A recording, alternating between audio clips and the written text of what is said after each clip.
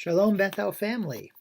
It is Thursday, time to review our Torah talk from synagogue here at Bethel in Norfolk this past Saturday. This past Saturday, we took a break from the regular Torah portion, and we were having special readings for Passover. We also did the Yizkor service, and so my remarks are actually more related to the Yizkor service and to that idea of memory. I want to start out by telling you a little bit about my Papa Jerry. My Papa Jerry is my dad's father, and he was a wonderful, wonderful man. I remember when I was very young, maybe 8 or 9 years old, Papa Jerry telling me that he had just visited his cousin, whose last name was Arno. My last name is Arnowitz. Arno, how do we have relatives with the name Arno? I asked fairly innocently, and he explained to me that, well, they, with some disdain I must add, they decided to change their name. Arnowitz wasn't good enough for them. Well, my Papa Jerry was a sweet man, and he wasn't so judgmental in general, but he said that and it stuck with me. And much though he was the one who was in touch with the Arno branch of our family, that little bit of disdain, for that idea of name changing stuck with me. I was thinking about it again. Right now here in Norfolk, the play Disgraced by Ayad Akhtar is playing at the Wells Theater, being put on by the Virginia Stage Company.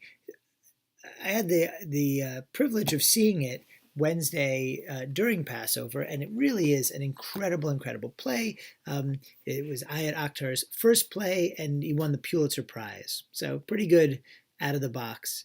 And I was thinking about Papa Jerry and the Arnos because right at the beginning of the show, and no spoilers here, I hope you'll see the show or read the show if you don't have the opportunity to see it, but they're talking about the main character, who is a Pakistani who either came to America or was born in America, but to a traditional Pakistani Muslim family. And he's talking to his nephew, Abe. Now, it's funny that his name is Abe, because he changed his name from something very, very Muslim sounding to Abe Jensen, right? And so Abe says to him, "You know how much easier things are for me now that I changed my name. It's in the Quran. It says you can hide your religion if you have to." Now, it's interesting, right? If you have to is fairly subjective, and this young man felt like he had to, and his uncle is very judgmental towards him about it, which is funny because we later learn he also changed his name, not so extremely, but enough so that he could pass maybe for a Hindu Indian rather than a Muslim Pakistani. And there's clearly, I don't know, a line somewhere in his head. It got me thinking about it. It got me thinking about my Papa Jerry and our cousins, the Arnows, and also about lots of people in our community, in the Jewish community, who also at one point or another felt the need to change their name to fit in more, to become more American. And the play continues, and it's basically 5 characters, 4 of whom are the main ones, each one from a different sort of ethnic, cultural, religious, national background. And each one has their own impression of who they are, especially the main character. And then all this stuff going on underneath. That's their cultural identity that is built into them from their parents and their religion and the culture and their upbringing and their friends and their language. And those don't always meet, right? Who we think we are when we are totally in control and alert, and who we actually are the vast majority of the time when we're acting unconsciously or through our subconscious. And the play is very much about the smashing together of those 2 identities, plus a third one.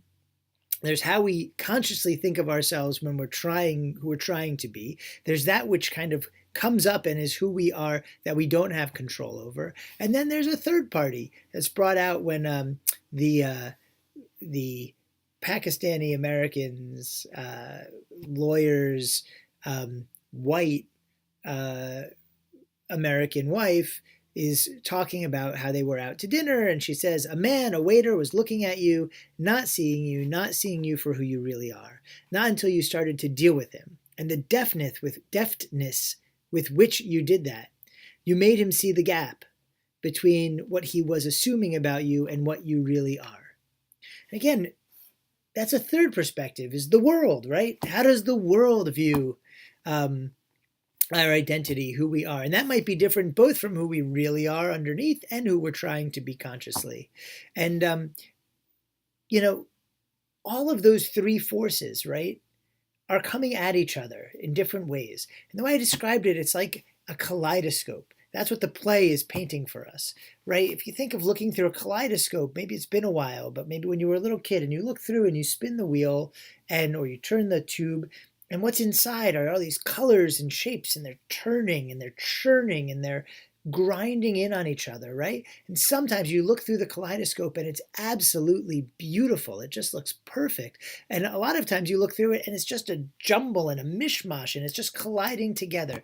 And so too is these different parts of our identity, right? That's constantly churning in a dance of who the world assumes we are, who we think we are, and then what's baked into us from how we were brought up that controls so much of us unconsciously. And in general, as the play shows, if you don't deal with those things, if you don't try to harmonize them, right, eventually it's going to explode. Eventually that smashing together is going to cause the world to no longer be able to fit together, which is what the play is mostly about. It is on grand display in this very, very intense and very, very amazing work of art. And now Ayad Akhtar, the playwright, speaking about it, he said, sooner or later we've all got to confront the reality that we have got to come to understand who we are and what we're doing, and the extent to which we are guided or manipulated by forces that are beyond our control. Right, so the playwright definitely has an idea about this, and I think he's right. I took an opportunity in a different sermon on Passover to talk about free will, and how often we're not really operating with free will, even though we think we are. But we're just controlled by what's going on unconsciously. And because we're not aware of it, we're not influenced. And later on we say, why did I do that? Why did I react that way? Whatever it might be. And I think Ayad Akhtar is really onto something here, right? And not only all of that, but it has a lot to do with our Yizkor service, right? How so? Well, we talked about the churning kaleidoscope, right? Well, if we don't take a time to freeze the frame of that kaleidoscope and to look at what's going on, how am I in the world right now? Why am I acting the way I am? What's influencing me that I haven't really thought about? Who is influencing me, even though maybe they've been long gone? And maybe that influence is positive, and maybe that influence is negative, and maybe even that's too judgmental. And it's just that the influence is present, and it's not who I thought I was or want to be, or maybe it's not present enough and it's who I really think I should be, or even who I am. Yizkor, the service Yizkor, these memorial services that we do 4 times a year, we tend to think of them like, oh, it's nice. We remember those who we loved, who raised us and all those things. But it's actually so much more than that. Right? Yizkor is a time that Judaism bakes into our ritual to freeze that kaleidoscope and to stop and to reflect. And it's so important that we do that honestly and earnestly, right? To look at who the people really are who shaped us and how exactly that was done. I fear that we come to Yizkor to venerate only. And look, it's important to remember with honor. But the truth is, that's most of what we do when we remember our loved ones who have passed away. Yizkor is a time to remember honestly. What parts of that person are in me? The good and the positive and the parts that I want to emulate, and maybe the stuff that doesn't fit in with who I'm trying to be or who I want to be, and why. And to interact with those and us in relationship so that we can get a handle on that shifting kaleidoscope and maybe avoid that explosion. Right? This is our time, Yizkor, to act ourselves. What does it mean to be a son or a daughter, or a brother or a sister, or a mother or a father, or a husband or a wife? Right? What have I inherited? What is baked into my cake because of who I am? You know, I love my Papa Jerry. I venerate my Papa Jerry. I have known fewer better men in my life than my Papa Jerry. But because of what he said way back then, I still think when I think of the Arnos, oh yeah, that's a part of the family that was too good for our name. It doesn't make any sense. It's not rational. I have no negative feelings really towards the Arnos. That is just part of what he baked into my cake with all the good, wonderful things he gave me. My connection to Judaism and my reverence for conservative Judaism in particular, my love of family, all those things I got from my Papa Jerry. I also got that. And that's okay. As long as I stop and I think about it and realize that is Papa Jerry baked into me. We all have that. And when we are aware of it, how those who came before us shaped our culture and our mannerisms and our maybe unusual tastes or our connection to our faith or our lack thereof. That's how we avoid that explosion. That's how we take into account who we are and everything that's coming into that kaleidoscope and are able to move forward without an explosion. In fact, with positivity, right? No Jewish ritual is there just because it's nice. They serve a purpose. They do something for us. Yizkor does this for us. It helps us understand who we are so that we can act with more free will, that we can make those things part of our conscious decision-making instead of just having them influence our unconscious decision-making so much. That's the great gift that Yizkor is for us.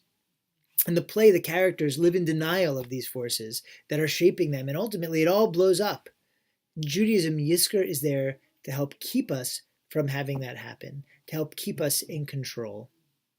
It's our time. And how appropriate it comes at the holidays, right? Because those holidays are when all of this bubbles up, right? From because we're doing rituals that maybe we once shared with or learned from those who came before us or that were important to them. And so I want to conclude with a poem that comes from our Siddur Lev Shalem in the section for the Yizkor Memorial Prayers, specifically about Passover, and because I think it really taps into that piece of who we are because of those who came before us, the positive, the painful, and maybe even if we're being honest, the negative, because only by staying in that can we truly be in relationship with them. Right? You can't be in relationship with something up on a pedestal. You got to take them down and interact with them, with the whole person. And this is our opportunity. Yizkor is our opportunity. And I hope, since this is a video after Yizkor, you'll take the opportunity to reflect on that, to move forward with more integrity, with more wholeness, and genuinely still in relationship with those we have loved and we have lost. And so I'll share with you the poem on Pesach by Merle Feld from the Siddur Lev Shalem. I never think of myself as waiting for you. But then, when the holiday has come and gone, when I'm packing up the Pesach dishes or taking down the sukkah, I feel hopeless and alone, inconsolable. Then I realize I've left a small corner somewhere deep inside myself, unpainted. And in the small corner, I'm still a child, a little girl waiting. And I hoped without knowing it that this Chag you'd come. My tears fall on the Pesach dishes, and I wonder why you've left me here alone. May all those who we remember on our holidays and every day be a blessing to us, their souls bound in the bond of eternal life. I wish you a Shabbat Shalom.